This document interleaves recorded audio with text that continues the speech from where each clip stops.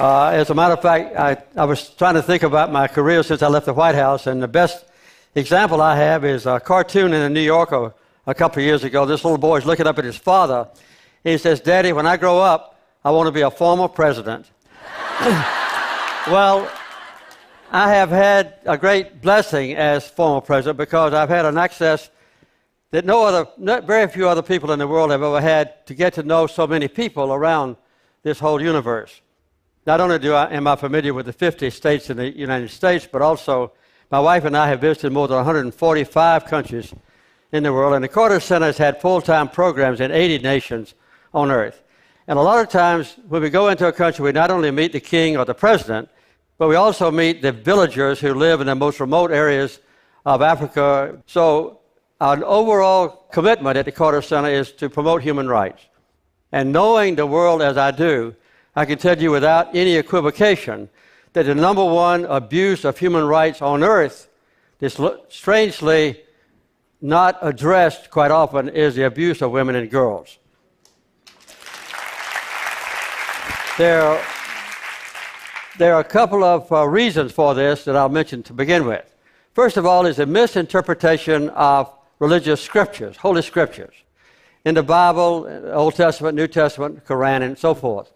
And these have been misinterpreted by men who are now in the ascendant positions in the synagogues and the churches and in the mosques. And they interpret these rules to make sure that women are ordinarily relegated to a secondary position with men, compared to men, in the eyes of God. This is a very serious problem. It's ordinarily not addressed. A number of years ago, in the year 2000, I had been a Baptist, a Southern Baptist, for 70 years. I still teach Sunday school every Sunday. I'll be teaching this Sunday as well. But the Southern Baptist Convention in the year 2000 decided that women should play a secondary position, or subservient position to men. So they issued edicts, in effect, that prevents women from being priests, pastors, deacons in the church, or chaplains in the military. And if a woman teaches a classroom in a Southern Baptist seminary, they cannot teach if a boy is in the room. Because you can find verses in the Bible, over 30,000 verses in the Bible that say that a woman shouldn't teach a man and so forth. But the basic thing is that the scriptures are misinterpreted to keep men in an ascendant position. That is an all-pervasive problem because men can exert that power, and if an abusive husband or an employer, for instance, wants to cheat women, they can say, well, if women are not equal in the eyes of God, why should I treat them as equals myself? Why should I pay them equal pay for doing the same kind of work? The other very serious blight that causes this problem is the excessive resort to violence, and that is increasing tremendously around the world. In the United States of America, for instance, we have had an enormous increase in the abuse of poor people, mostly black people and minorities, by putting them in prison. When I was in office as governor of Georgia, 1 out of every 1,000 Americans were in prison. Nowadays, 7.3 people per 1,000 are in prison. That's a 7-fold increase. And since I left the White House, there's been an 800% increase in the number of women who are black who are in prison. We also have the only country on earth that still has the death penalty that is a developed country. And we rank right alongside the countries that are most abusive in all elements of human rights in encouraging the death penalty. We're in California now, and I figured up the other day that California has spent $4 billion in convicting 13 people for the death penalty. If you add that up, that's $307 million it costs California to send a person to be executed. Nebraska this week just passed a law abolishing the death penalty because it costs so much. So the resort to violence and abuse of poor people and helpless people is another cause of the increase in abuse of women. Let me just go down a very few of the abuses of women that concern me most, and I'll be fairly brief because I have a limited amount of time, as you know. One is the genital mutilation. Genital mutilation is horrible and not known by American women, But in some countries, many countries, when a child is born as a girl, very soon in her life, her genitals are completely cut away by a so-called cutter who has a razor blade and in a non-sterilized way, and they remove the exterior parts of a woman's genitalia. And then sometimes, in more extreme cases, but not very rare cases, they sew the orifice up so the girl can just urinate or menstruate. And then later when she gets married, the same cutter goes in and opens the orifice up so she can have sex. This is not a rare thing, although it's against the law in most countries. In Egypt, for instance, more than 91% of all the females that live in Egypt today have been sexually mutilated in that way.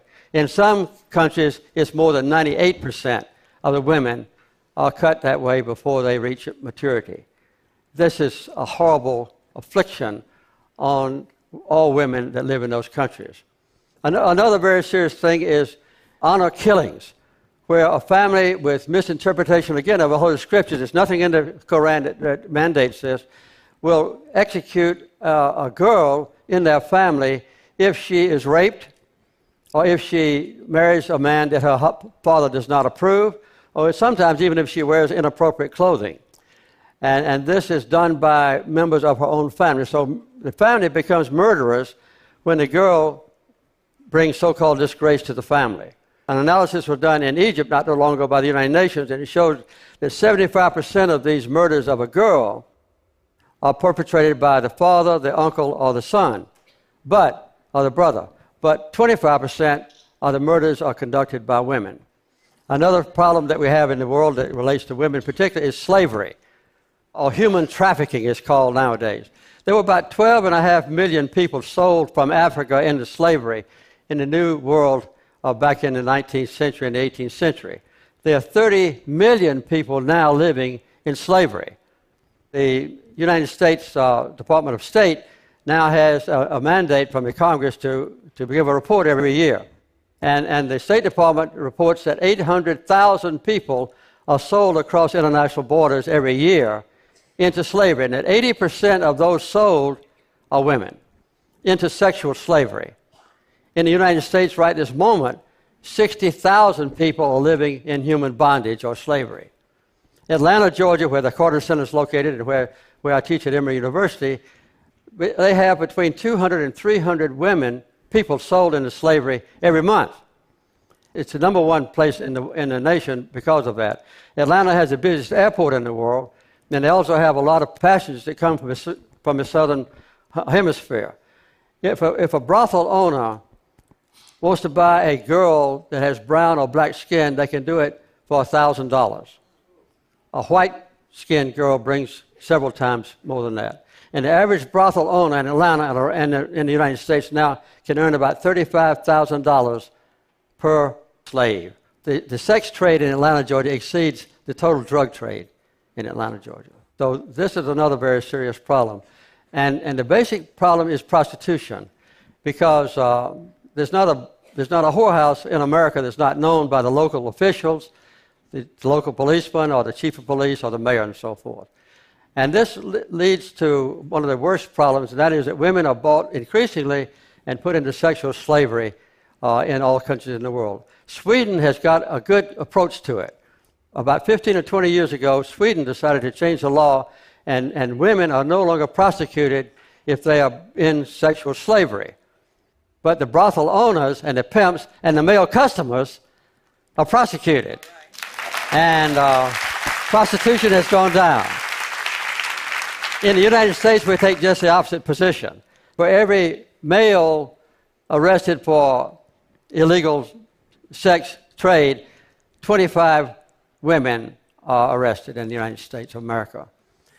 Canada, Ireland, I've already said Sweden, France, and other countries are moving now toward this so-called Swedish model. That's another thing that can be done. We have two great institutions in this country that all of us admire, our military and our great university system. In the military, they're now analyzing how many sexual assaults take place. The last report I got, there were 26,000 sexual assaults that took place in the military. 26,000. only 3,000, much more than 1%, are actually prosecuted. And the reason is that the commanding officer of any organization, a ship like my submarine, or a battalion in the Army or a company in the Marines, the commanding officer has the right under law to decide whether to prosecute a rapist or not. And of course, the last thing they want is for anybody to know that under their command, sexual assaults are taking place. So they do not do it. That law needs to be changed.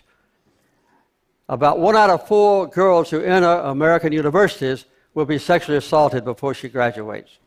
And this is now getting a lot of publicity, partially because of my book, but other things.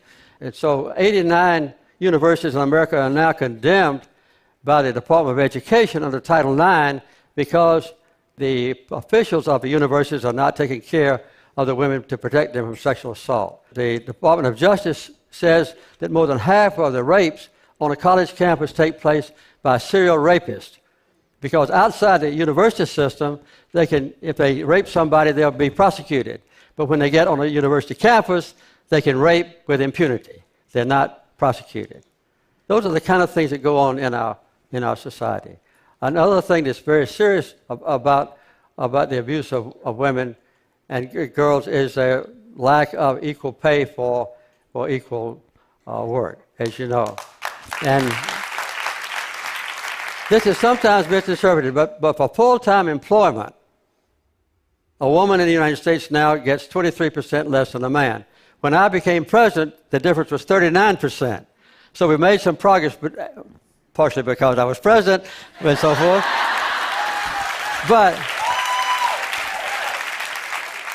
But in the last 15 years, there's been no progress made. So it's been just about 23 or 24% difference for the last 15 years. These are the kind of things that go on. If you take the Fortune 500 companies, 23 of them have women CEOs out of 500. And those CEOs, I need not tell you, make less on an average than the other CEOs. Well, that's what goes on in our country. Another thing that's a problem with the United States is that we are the most warlike nation on earth. We have been to war with about 25 different countries since the Second World War. Sometimes we've had soldiers on the ground fighting. The other times we've been flying overhead, dropping bombs on people. Other times, of course, now we know we have drones that attack people and so forth. We've been at war with 25 different countries or more in the last, since the Second World War. There was 4 years, I won't say which ones, when we didn't, when we didn't drop a bomb. We didn't drop a bomb, we didn't launch a missile, we didn't fire a bullet. But anyway, those kind of things, the resort to violence and the misinterpretation of the Holy Scriptures are what causes, are the basic causes of abuse of women and girls. There's one more basic cause that I need not mention, and that is that in general, men don't give a damn. That's true. The average man that might say, I'm against the abuse of women and girls, quietly accepts the privileged position that we occupy. And this is very similar to what I knew when I was a child, when separate but equal had existed, racial discrimination legally had existed for 100 years, from 1865 at the end of the war between the states, the Civil War, all the way up to 1900s, 1960s, when Lyndon Johnson got the bills passed for equal rights. But during that time, there were many white people that didn't think that racial discrimination was okay. But they stayed quiet because they enjoyed the privileges of better jobs, unique access to jury duty, better schools, and everything else.